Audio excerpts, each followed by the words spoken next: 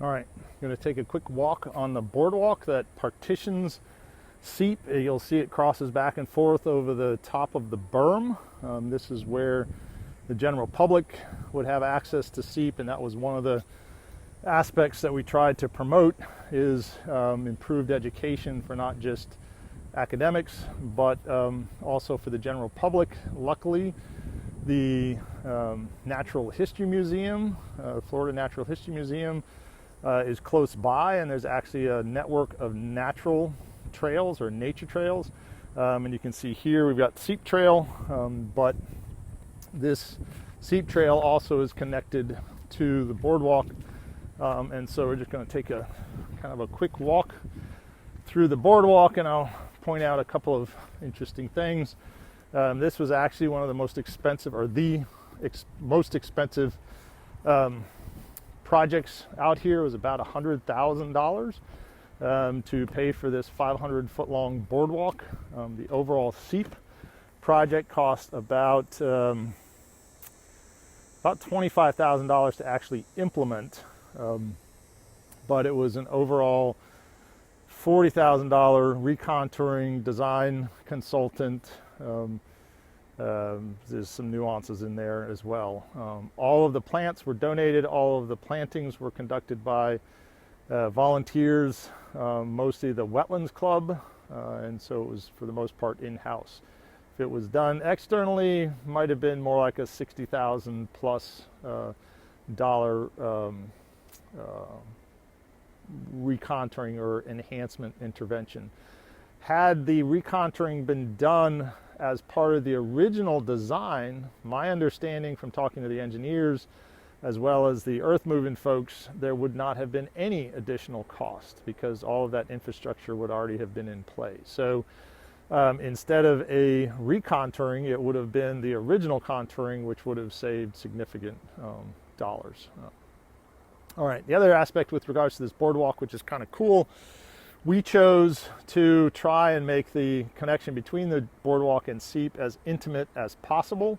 But to do that and maintain ADA compliance, which all of this infrastructure on campus has to do, we had to keep the deck within 30 inches of the soil or water surface. But because we have fluctuating water, we need to have that in relative to the soil. So this deck actually is intended or will be inundated up to 1 week on average out of the year.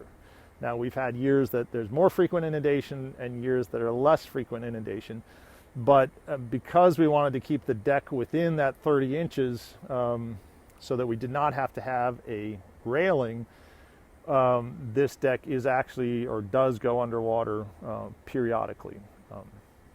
I will show you in a moment what it means when the deck is above that 30 inches. But there's times when the water levels are right up tight to the bottom and you think you're walking on kind of a floating mat or whatnot. It's pretty cool. Here's a vantage point from the boardwalk looking down through the ponded portion of the SEEP. You see all of our waterfowl. Continuing our quick walk, we actually had more cypress throughout this area. So the cypress that were, or the density of the cypress plantings that were just downstream of the weir area and all through here were the same. But what we see is a much higher level of survival up in that area, just downstream from where the weir comes through. And then that survival or the density of the plants diminishes as we actually come through here and move more toward that outfaller where the sinkhole is out there. Now, the reason for that greater mortality was the fact that this area desiccates much more frequently than the area downstream from the weir. Again, we did not water, we did not artificially try to maintain anything out here. This was really an idea of self-organization. We plant, and then the system chooses as to what stays, what doesn't. That may not be optimal if you're being paid for a particular ecosystem that's supposed to develop, unless you have great expectations of exactly what's going to happen hydrologically for the next 20 years. But what we saw is a difference in the selection process where we have a much more forested, higher density of cypress trees up in that area, and then that starts to deteriorate, and it is directly related to the hydrologic conditions and the selection of plants by that hydrology. We also see, and it's a little bit hard because I'm going to have to be looking into the light, is that a greater percentage of the trees in this area where it was drier are multi-stemmed versus the trees that are, in the wetter area. And a lot of that has to do with, and you've heard me talk about coppicing before, but oftentimes, especially when these trees, the cypress trees are young, the main stem dies back, but the roots and the below ground or at ground portion of the plant does not die. But because the apical dominance has been lost, you have multiple shoots that come out. Now what we have is multiple shoots that are growing, at which point one of those leaders may start to dominate and suppress the others, and we're back to one over time. But the reason we see multiple stems more in this area, the drier area, than in the wetter area is because of that dieback of the primary leader. That could have been also if we had fire in here, a result of that, or maybe even insect or disease damage. But here it was definitely a drought condition that selected for those plants.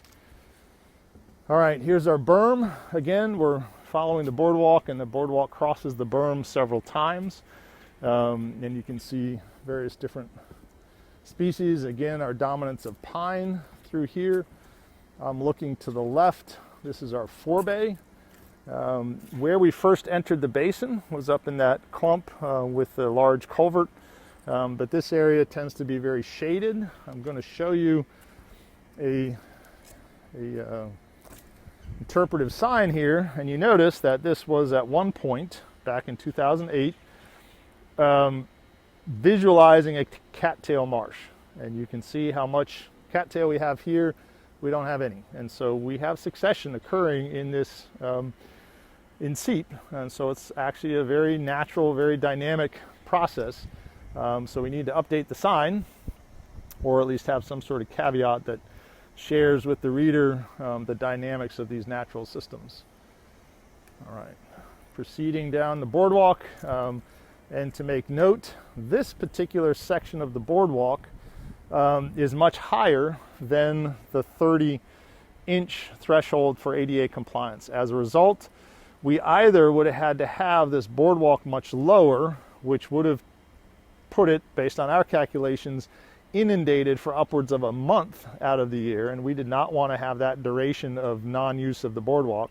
So for this short section, we added railing, but as you can tell, this is a lot less intimate in the sense of the user's experience, if you will, in SEEP and interaction than if you have these railings on the side. So basic considerations as to the frequency of inundation, but wherever possible, much nicer to try to maintain this sort of a walkway or vantage point. Okay, we're walking our way back upstream, so to speak. We are now just moved back into the downstream side of the weir. Here's our berm that's off to our left now, and here's our cypress strand. So here's our flow path that meanders out through. Coming up on the left is our weir again. We've bypassed this area already. And this is Thalia geniculata, or blue flag. It actually gets quite tall. It's another species that has, we introduced it, but we actually didn't plant a lot of it right here. So this is a sweet spot for it for whatever reason. We didn't predict it, but it seems to be happy here.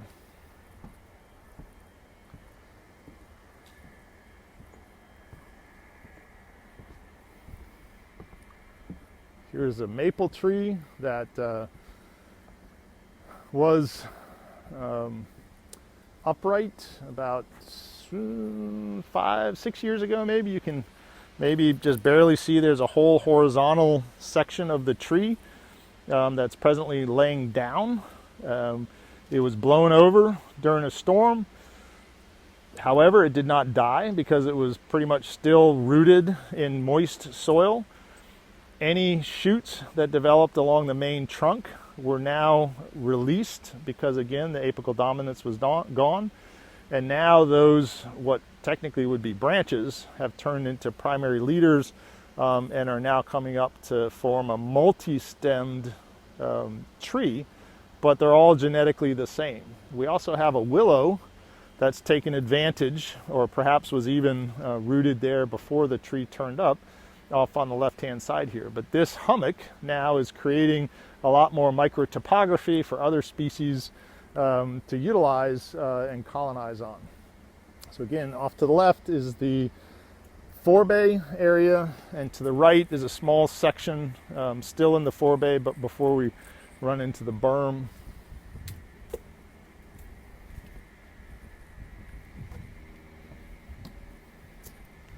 And before we start walking up the ramp here, here's just another example of one of the smaller culverts that come into the basin. All right, one last stop.